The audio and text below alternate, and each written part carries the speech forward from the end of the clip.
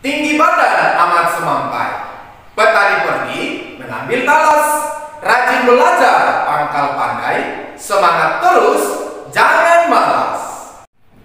Halo anak-anak, hari ini kita kembali lagi dalam program Beta Marsiajar bersama saya, Pak Edi Tanjung dari SD Swasta Mutiara, Bali. Nah, anak-anak, sebelum belajar, jangan lupa terlebih dahulu untuk berdoa supaya pembelajaran kita hari ini boleh bermanfaat dan bisa menambah wawasan dan pengetahuan anak-anak semuanya. Hari ini kita belajar dari tema 3, tokoh dan penemuan, subtema 1, penemuan yang mengubah dunia, pembelajaran keempat. Adapun tujuan pembelajaran kita hari ini adalah yang pertama, kita akan mengidentifikasi teks eksplanasi dan ciri-cirinya. Yang kedua, kita akan menggali isi teks eksplanasi yang didengar dan dibaca. Dan yang ketiga adalah mengetahui hak dan bertanggung jawab terhadap hak yang kita peroleh dalam kehidupan sehari-hari. Anak-anak, benda apakah ini? Ya, betul sekali. Ini adalah bola lampu pijar. Apakah anak-anak ada yang tahu siapakah tokoh yang pertama sekali menemukan bola lampu pijar? Siapa ya? Anak-anak pasti penasaran kan? Nah, sekarang kita akan cari tahu siapakah tokoh yang pertama sekali menemukan bola lampu pijar dalam teks eksplanasi. Teks eksplanasi adalah teks yang berisi tentang proses, mengapa dan bagaimana sebuah kejadian alam, kejadian sosial, ataupun kejadian dalam ilmu pengetahuan dan budaya boleh terjadi. Nah, kejadian ini selalu memiliki hubungan sebab akibat dan juga proses. Anak-anak, teks eksplanasi terdiri dari 3 bagian. Yang pertama adalah pernyataan umum, yang kedua urutan sebab akibat, dan yang ketiga interpretasi. Nah, sekarang kita akan membahas satu persatu bagian daripada teks eksplanasi yang 3 tadi berikut ini. Yang pertama adalah pernyataan umum. Di bagian pernyataan umum ini, sebuah teks eksplanasi menjelaskan tentang gambaran umum fenomena atau peristiwa alam yang akan dibahas. Poinnya bisa diangkat tentang proses bagaimana fenomena atau peristiwa alam tersebut bisa terjadi. Nah, yang kedua adalah urutan sebab akibat. Setelah kita mengetahui secara umum fenomena yang dibahas, pada urutan sebab akibat ini kita akan menjelaskan tentang penyebab dan akibat yang ditimbulkan dari fenomena tersebut. Nah, selain urutan sebab akibat, bagian ini juga sering disebut dengan deretan penjelas. Yang ketiga adalah interpretasi. Interpretasi dalam teks eksplanasi sering juga disebut sebagai penarikan kesimpulan. Kamu bisa memberikan tanggapan atau pernyataan terkait fenomena yang diangkat dalam teks tersebut. Nah, anak-anak, bagaimana ya cara kita untuk menentukan bahwa sebuah teks itu termasuk teks eksplanasi? Untuk itu, sekarang kita akan mempelajari ciri-ciri teks eksplanasi berikut ini. Yang pertama, teks eksplanasi selalu memuat informasi yang berupa fakta atau kejadian yang sebenarnya. Yang kedua, hal yang dibahas dalam teks eksplanasi selalu bersifat keilmuan atau selalu berhubungan dengan ilmu pengetahuan. Yang ketiga adalah teks eksplanasi selalu bersifat informatif atau menginformasikan sesuatu kejadian dan tidak berusaha untuk mempengaruhi pembaca untuk percaya terhadap hal yang dibahas dalam teks tersebut. Yang keempat adalah teks eksplanasi selalu menggunakan kata penanda urutan. Dan yang terakhir adalah teks eksplanasi selalu memfokuskan pada hal yang umum, bukan partisipan manusia. Contohnya, tsunami, banjir, gempa bumi, hujan, dan lain sebagainya. Nah, sekarang kita akan membahas salah satu contoh teks eksplanasi berikut ini. Thomas Alva Edison, sang penemu bola lampu pijar. Pernahkah terbayang olehmu hidup tanpa penerangan? Setelah matahari terbenam, tentu akan sulit melakukan kegiatan di luar rumah karena lingkungan yang gelap gulita. Kegiatan di rumah mungkin juga terbatas. Kita patut mensyukuri salah satu penemuan besar yang mengubah dunia. Penemuan bola lampu pijar oleh Thomas Alva Edison. Dari paragraf pertama, kita bisa menentukan topik masalah.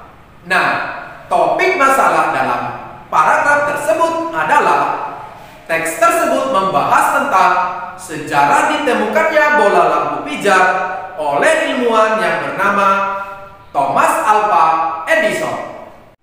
Nah, sekarang kita lanjutkan pada paragraf kedua.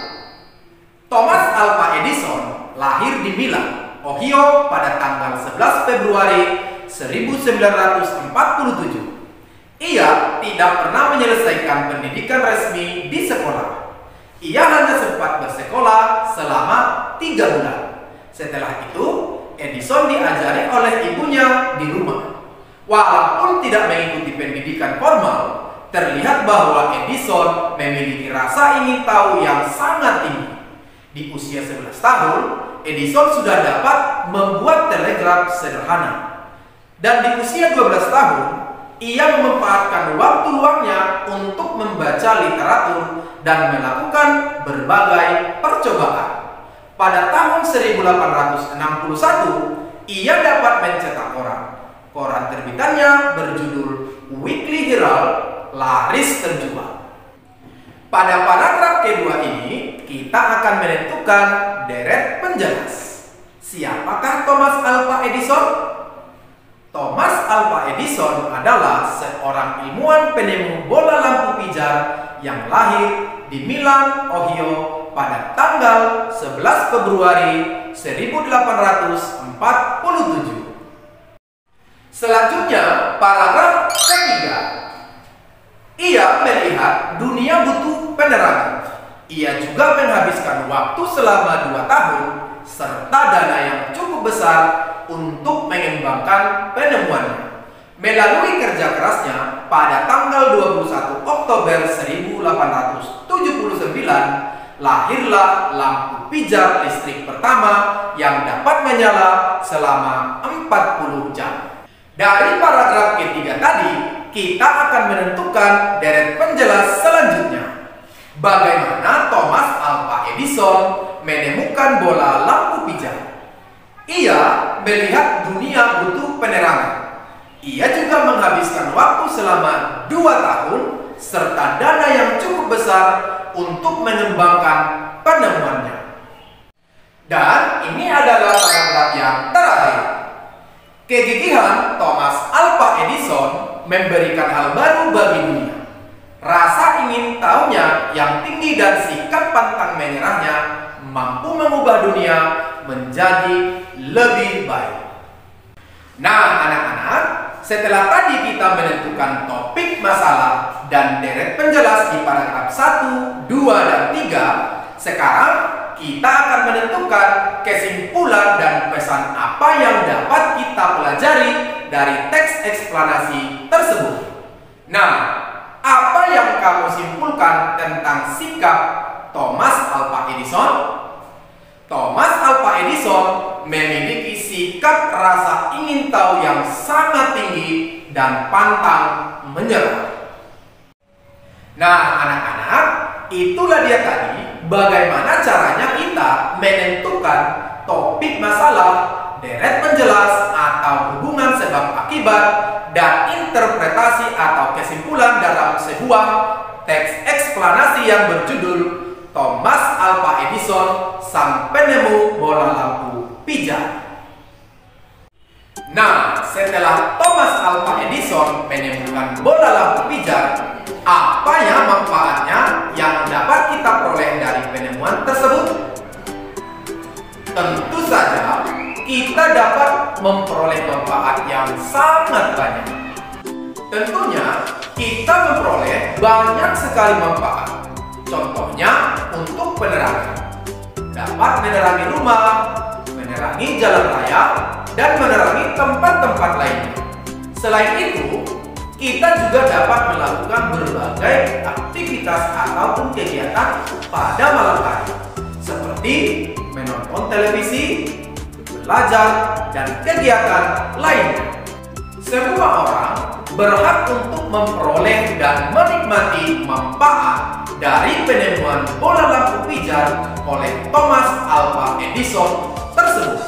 Selain kita memperoleh hak, kita juga bertanggung jawab untuk menggunakan penemuan tersebut dengan sebaik-baiknya, seperti yang dilakukan oleh Siti berikut ini.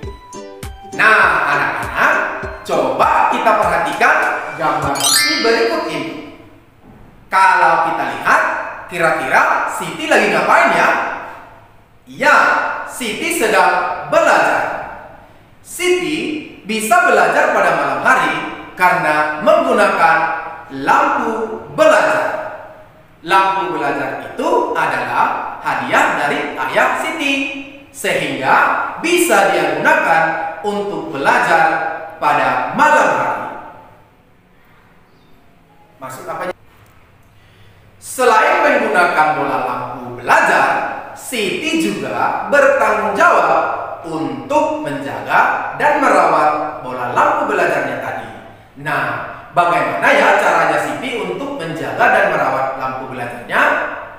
Caranya adalah setiap dia selesai belajar, dia selalu mematikan lampu belajar tersebut. Selain itu, apabila lampu belajarnya kotor, Siti selalu rajin untuk membersihkannya, sehingga lampu belajar Siti tetap bisa digunakan sampai saat ini. Dan setiap Siti menggunakan lampu belajarnya, dia selalu nyaman untuk belajar. Berbeda dengan adik Siti yang selalu mengeluh saat belajar. Karena apa? Karena lampu belajarnya rusak. Lampu belajarnya rusak karena dia sering tidak mematikannya setelah selesai belajar. Terlihat juga di lampunya itu banyak sekali kotoran. Berarti lampunya tidak pernah dibersihkan. Nah, anak-anak, dari cerita Siti tadi, kita bisa memahami bahwasanya hak dan tanggung jawab harus kita laksanakan secara seimbang. Seperti Siti tadi, bagaimana dia menjaga dan merawat lampu belajarnya setiap selesai digunakan, sehingga lampu tersebut bisa tahan lama dan bisa digunakan kembali untuk jangka waktu yang lama. Selain lampu belajar, masih banyak lagi benda-benda di sekitar kita yang harus kita jaga dan kita rawat. Contohnya apa ya? Yuk kita lihat tabel berikut ini. Yang pertama adalah tas. Bagaimana cara kita menggunakan tas dalam kehidupan sehari-hari? Nah, tentunya tas itu kita pakai saat kita berangkat ke sekolah. Bagaimana ya cara kita merawat tas tersebut? Nah, caranya adalah dengan membersihkan dan menyimpan tas tersebut pada tempatnya. Dengan merawat dan menjaga tas kita tersebut, apa kira-kira manfaat yang bisa kita peroleh? Manfaatnya adalah dapat kita gunakan untuk waktu yang lama. Yang kedua adalah buku. Bagaimana ya cara kita menggunakan buku? Tentunya buku itu sangat penting bagi kita, apalagi kita adalah seorang pelajar. Buku kita gunakan di saat belajar. Nah, bagaimana cara kita untuk merawat buku kita tersebut? Nah, caranya adalah dengan diberikan sampul dan tidak dicoret-coret supaya buku tersebut tidak kotor. Nah, apa manfaat yang kita peroleh apabila kita merawat buku tersebut? Tentunya buku tersebut akan dapat kita gunakan lagi untuk waktu yang lama. Contoh yang ketiga adalah pulpen. Nah, bagaimana ya kita menggunakan pulpen? Pulpen kita gunakan untuk menulis dan juga belajar. Bagaimana cara kita merawat supaya pulpen ini tidak mudah rusak? Tentunya setelah kita menulis atau setelah pulpen itu selesai kita gunakan, kita harus menyimpannya kembali ke dalam kotak pulpen supaya pulpen tersebut tidak hilang. Nah, manfaatnya apa ya? Manfaatnya pulpen yang kita simpan tadi akan bisa kita gunakan untuk waktu yang cukup lama. Nah, anak-anak, masih banyak lagi benda-benda yang bisa kita gunakan untuk kebutuhan sehari-hari. Tetapi ingat ya, bukan cuma menggunakan saja, kita juga harus bertanggung jawab untuk menjaga dan merawat benda tersebut sehingga dia bisa kita gunakan untuk waktu yang cukup lama. Nah, anak-anak, sekarang ayo kita berlatih untuk menemukan unsur-unsur dalam sebuah teks eksplanasi berikut ini. Seperti yang sudah kita bahas tadi, teks eksplanasi itu terdiri dari 3 bagian. Yang pertama yaitu topik masalah. Yang kedua itu adalah tentang hubungan sebab akibat. Sedangkan yang ketiga adalah interpretasi ataupun kesimpulan. Sekarang ayo kita lihat paragraf pertama pada teks eksplanasi Roda Mengubah Wajah Dunia. Perhatikan semua benda di sekeliling kita. Adakah yang memiliki roda? Banyak sekali mesin, peralatan, alat transportasi dan benda buatan manusia menggunakan roda. Roda merupakan salah satu penemuan terbesar manusia yang membuat semua pekerjaan menjadi lebih mudah. Kalau kita perhatikan pada paragraf pertama, tentu di sini tersedia topik masalah yang harus kita temukan. Apa ya kira-kira topik masalah pada paragraf pertama?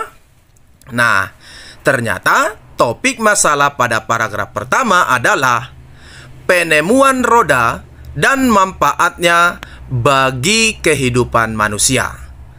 Itu adalah topik masalah dalam paragraf pertama. Sekarang kita akan melanjutkan paragraf kedua. Pada paragraf kedua ini, kita akan mencari hubungan sebab akibat dalam bentuk deretan penjelas. Awalnya roda dibuat oleh ahli menggunakan mesin pemintal. Peninggalan roda paling tua berasal dari Mesopotamia yang digunakan untuk kendaraan di sekitar tahun 3000 sebelum Masehi. Kemudian muncul juga Tiongkok, Arab, Eropa, dan belahan dunia lainnya. Perkembangan roda dimulai dari bentuk sederhana berupa balok kayu yang digulingkan. Kemudian diubah menjadi potongan melintang balok kayu, roda bundar utuh dengan pasak di tengahnya, hingga roda berjari-jari. Bagian tengah roda kemudian juga diganti besi sehingga roda menjadi semakin kuat. Nah, kalau kita perhatikan pada paragraf kedua, deretan penjelas yang boleh kita temukan pada paragraf ini adalah sejarah bagaimana perkembangan roda dibuat. Itu adalah deretan penjelas pada paragraf kedua. Kemudian kita masuk pada paragraf ketiga. Di paragraf ketiga, kita juga tetap mencari deretan penjelas kedua. Seiring dengan perkembangan zaman, roda terus mengalami perbaikan. Charles Goodyear pada tahun 1839 berhasil menciptakan ban terbuat dari karet yang lebih tahan goncangan dan lebih kuat terhadap gesekan permukaan jalan. Pada tahun 1845, Thomson dan Dunlop kemudian menciptakan ban yang berisi udara. Pada perkembangannya, saat ini roda mempunyai banyak ukuran dan jenis. Ada yang terbuat dari besi, kayu, karet, atau gabungan dari beberapa jenis bahan yang disesuaikan dengan fungsinya. Nah, pada paragraf ketiga ini, kita bisa menemukan deretan penjelas, yaitu penemuan ban pertama oleh Charles Goodyear dan Thomson Dunlop. Itu merupakan deretan penjelas pada paragraf ketiga. Karena pada paragraf ketiga ini, kalau kita perhatikan, isinya keseluruhan adalah menjelaskan tentang bagaimana tokoh Charles Goodyear dan Thomson Dunlop bisa menemukan ban pertama yang terbuat dari karet. Sekarang kita akan masuk pada paragraf keempat atau paragraf terakhir. Pada paragraf keempat, kita akan mencari sebuah interpretasi ataupun kesimpulan dari teks tersebut. Berkat penemuan roda menempuh jarak antar tempat di berbagai belahan dunia menjadi lebih mudah dan lebih cepat. Pengaruh roda sangat terasa terhadap perkembangan ekonomi masyarakat dunia, karena pendistribusian barang-barang perdagangan menjadi lebih cepat dan mudah. Tanpa roda, tentunya kehidupan manusia akan menjadi sangat sulit. Nah, kalau kita perhatikan di paragraf 4 ini, yaitu kita akan menemukan interpretasi atau kesimpulan dari keseluruhan teks. Nah, kira-kira apa ya kesimpulan yang bisa kita peroleh dari paragraf ini? Nah, dari paragraf ini bisa kita mengambil interpretasi atau kesimpulan, yaitu pengaruh penemuan roda terhadap perkembangan ekonomi dunia.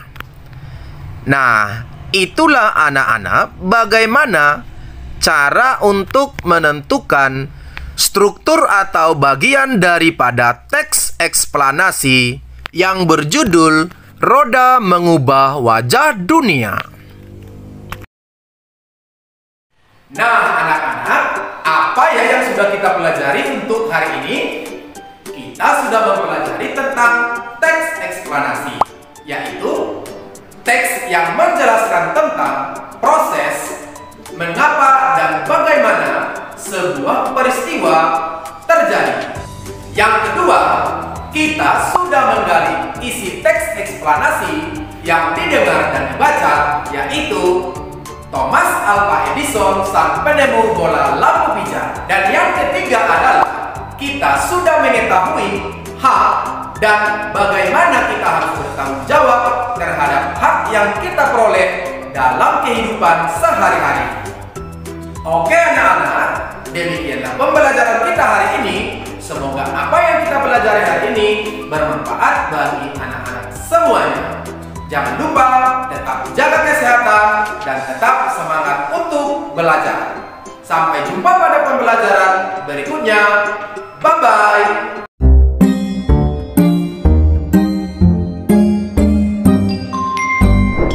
Virus corona itu apa sih? Libur sekolah kali ini rasanya aneh deh. Gak boleh main ke taman, gak boleh ke mall, main sama temenku juga nggak boleh. Ayah dan ibuku juga di rumah terus. Tapi kadang ibu harus belanja ke pasar. Terus ayah bilang ke ibu, "Ibu, nanti di pasar jaga jarak ya sama orang-orang." Jaga jarak? Kok kayak mobil sih?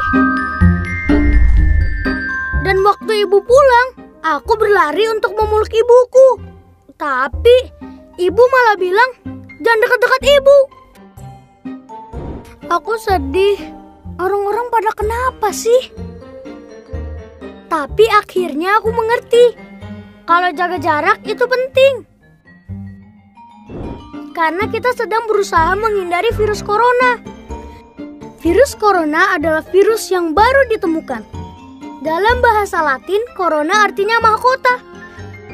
Begitu virus corona masuk ke paru-paru, dia mulai merusak tubuh kita. Kita jadi sakit, demam, bersin, batuk-batuk. Ketika batuk, percikan ludah ikut keluar dari mulut kita. Virus corona dengan menumpangi percikan ludah kita masuk ke tubuh orang lain, kemudian menuju paru-parunya. Meskipun tidak semua orang jadi sakit, tapi virus corona dapat menempel pada siapapun. Karena virus ada di mana-mana. Di rak buku, di taman bermain, di mainan, bahkan di lift yang kelihatan bersih dan mengkilap. Kalau ada orang yang mencet tombol, kemudian dia menyentuh mulutnya, virus corona bisa langsung masuk. Virus corona itu licik banget. Tapi aku tahu caranya biar terhindar. Salah satunya adalah dengan memakai masker. Ketika virus yang melesat ke arah kita, masker langsung menghalang mereka. Aku juga lebih sering cuci tangan pakai sabun alias CTPS. Aku sukanya bikin busa yang banyak untuk membunuh virus-virus itu. Dan begitu mereka mati, langsung kubilas dengan air bersih. Wih, aku menang! Aku menang! Tapi ada juga orang-orang yang tidak bisa jauh dari virus corona, yaitu para petugas kesehatan, seperti dokter dan perawat. Dengan memakai alat pelindung diri, mereka berperang melawan virus corona setiap hari. Mereka tidak kebal, tapi mereka pemberani, tulus membantu. Semua daerah juga berjuang bersama melawan virus ini. Pemerintah membuat peraturan agar kita semua selamat. Tenaga kesehatan bekerja siang malam demi kesehatan kita. Mari kita taklukkan virus corona bersama-sama.